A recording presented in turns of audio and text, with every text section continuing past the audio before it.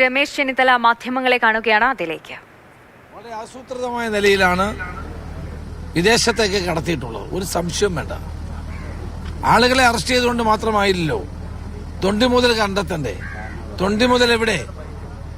വിദേശ രാജ്യങ്ങളിലേക്ക്, അന്തർദേശീയ മാർക്കറ്റുകളിലേക്ക് ആന്റിക്സായി ഇത് കടത്തിയാൽ വലിയ കോടാനുകോടി ഇവിടെ ലാഭം കിട്ടുമെന്ന് ഉറപ്പുള്ള ആളുകളായി ഇതിന്റെ പിന്നിൽ പ്രവർത്തിക്കുന്നത്.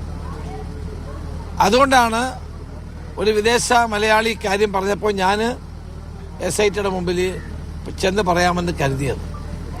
കൂടുതൽ അന്വേഷണം അനിവാര്യമാണ്. ഈ കാര്യത്തിൽ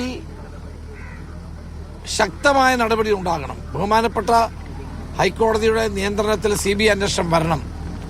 എന്നാൽ മാത്രമേ യഥാർത്ഥ വിവരങ്ങൾ പുറത്തു വരികയുള്ളൂ. ഒരു കാര്യം വളരെ വ്യക്തമാണ്. അയ്യപ്പന്റെ മുതൽ കട്ടവരാരും രക്ഷപ്പെട്ടിട്ടില്ല, രക്ഷപ്പെടാൻ പോകുന്നില്ല. അയ്യപ്പന്റെ മുതൽ അടിച്ചുകൊണ്ട് പോയവർ നിയമത്തിന് മുമ്പിൽ വന്നേ മതിയാകൂ. അതിനു വേണ്ടിയിട്ടുള്ള പോരാട്ടം ഞങ്ങൾ തുടരും. ഒരു സംശയവും വേണ്ട. ഇതിനേക്കാൾ വലിയ ഉന്നതന്മാർ ഇനിയും നിയമത്തിന്റെ മുമ്പിൽ വരേണ്ടിയിരിക്കുന്നു എന്നതാണ് സത്യം.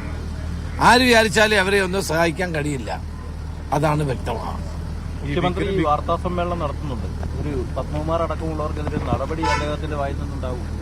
ഇത്രയും ദിവസമായിട്ട് ഉണ്ടായില്ല. പിന്നെ നിങ്ങളിങ്ങനെ ചോദ്യം ചോദിക്കുന്ന അർത്ഥം എന്താണ്? മുഖ്യമന്ത്രിയും പാർട്ടി സെക്രട്ടറിയും ഈ ജയിലിൽ കിടക്കുന്ന 3 പാർട്ടി നേതാക്കളെ സംരക്ഷിക്കുകയല്ലേ. വാർത്താ സമ്മേളനം കഴിഞ്ഞ തവണ നടത്തിയപ്പോഴും അദ്ദേഹം ഒന്നും പറഞ്ഞില്ല. വാർത്താ സമ്മേളനം നടത്തുകൊണ്ട് കാര്യമൊന്നുമില്ലല്ലോ. ഈ നാട്ടിൽ വർഗീയത ആളിക്കത്തിക്കാൻ ശ്രമിക്കുന്ന മുഖ്യമന്ത്രിയാണ്. ഇവിടെ പാർലമെന്റ് തെരഞ്ഞെടുപ്പ് സമയത്ത് ന്യൂനപക്ഷ വർഗീയത ആളിക്കത്തിക്കാൻ നോക്കി. ജനങ്ങൾ അതിനെ തിരസ്കരിച്ചു. അത് കഴിഞ്ഞ് പഞ്ചായത്ത് തെരഞ്ഞെടുപ്പിൽ ഭൂരിപക്ഷ വർഗീയത വർദ്ധിപ്പിക്കാൻ ശ്രമിച്ചു. അതും ജനങ്ങൾ തള്ളിക്കളഞ്ഞു. അപ്പം മാറി മാറി ന്യൂനപക്ഷ ഭൂരിപക്ഷ വർഗീയതയെ പ്രോത്സാഹിപ്പിക്കുന്ന നിലപാടും ആദ്യം മുഖ്യമന്ത്രി അതിൽ നിന്ന് മാറണം. കേരളം ഒരു മതനിരപേക്ഷ സംസ്ഥാനമാണ്.